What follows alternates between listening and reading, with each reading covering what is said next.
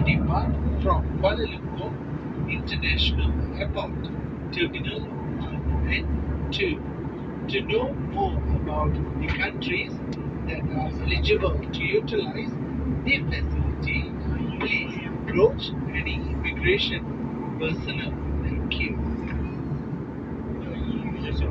All foreign travelers coming into Malaysia, except for diplomatic passport holders, Malaysian permanent residents, and long-term pass holders, and Singaporean citizens are required to apply for the Malaysia Digital Arrival Card as early as 3 days prior to your arrival date via the Royal Malaysian Immigration website.